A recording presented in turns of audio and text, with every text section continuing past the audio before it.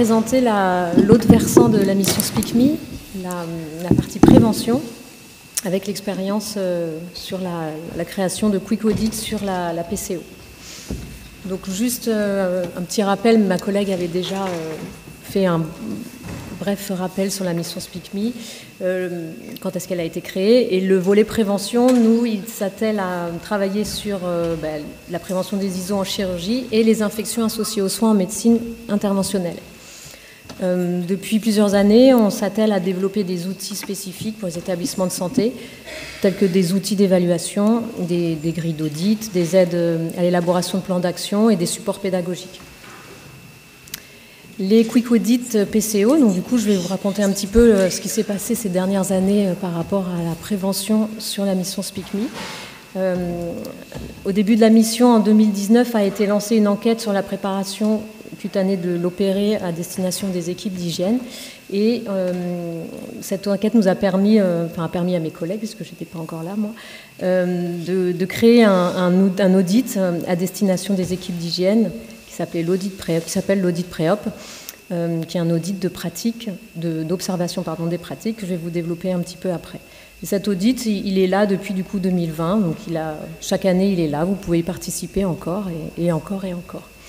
Et suite à une enquête d'impact qui a été faite en 2023, on a travaillé sur un outil différent qui permet d'être complémentaire finalement de l'audit Préop et qui a été lancé fin de l'année dernière et du coup on va dire qui est vraiment promu, on va dire, pour cette année.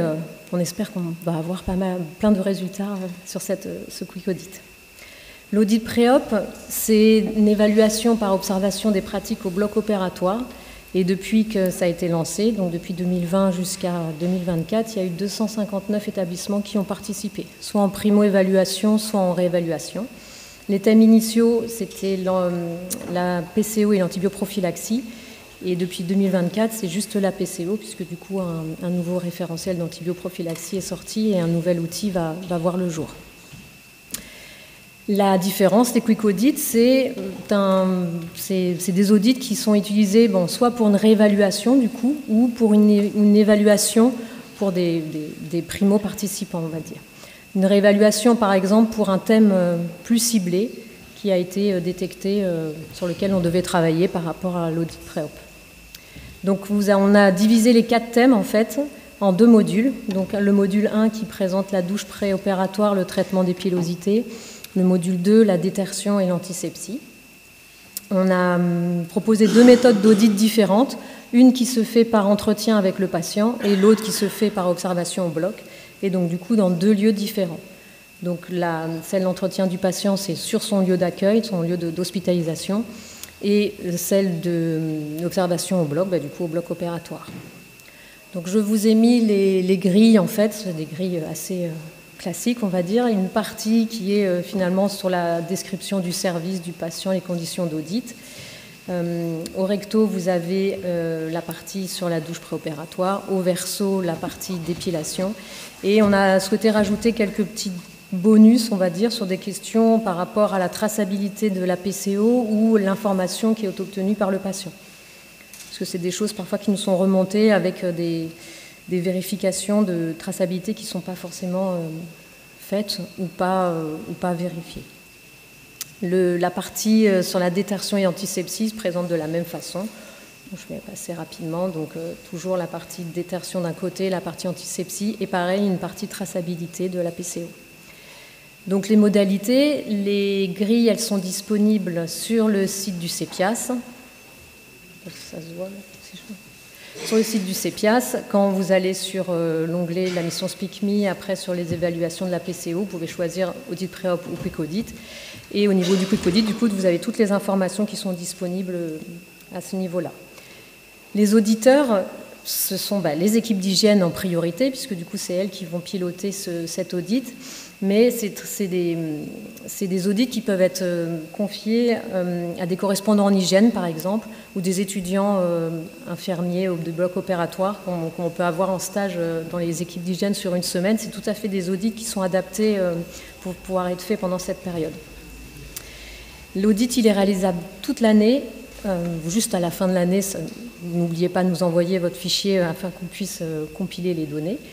Et le module 1 est indépendant du module 2, donc vous pouvez le faire quand vous voulez dans l'année. C'est vraiment un outil clé en main. Vous avez une saisie informatique qui est disponible sur le site avec un tableau Excel avec lequel vous avez différents onglets à remplir. Et vous avez un rapport et un diaporama automatisé pour la restitution aux équipes.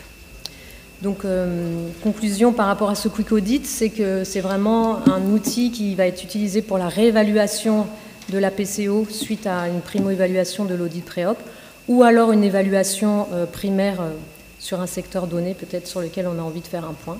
C'est un outil clé en main, il est vraiment facilement utilisable. Et en même temps, je voudrais bien remercier tout le groupe de travail, dont certaines personnes sont présentes, et les établissements de test qui nous ont permis de créer cet outil. Et une petite conclusion sur le volet prévention, un petit sujet d'actualité. Donc pour en terminer sur le tour de la PCO par rapport aux professionnels de santé, ma collègue et moi, Delphine Verjac qui est en haut, travaillons sur un support d'accompagnement pour la mise en œuvre du contrôle visuel de l'état cutané. Donc comme on vous a dit précédemment, il y a un nouvel outil qui va sortir sur l'antibioprophylaxie d'ici la rentrée prochaine, on va dire, rentrée scolaire prochaine. Des sujets en lien avec les ISO et les patients, on essaie de travailler sur un outil pour détecter par le patient à domicile des infections superficielles et les conduites à tenir.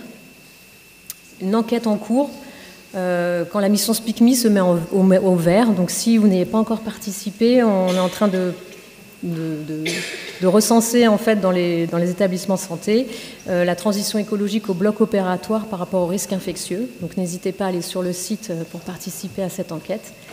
Et nous vous retrouvons une fois par mois pour des webinaires, ce sont les mardis de 14 à 15 heures.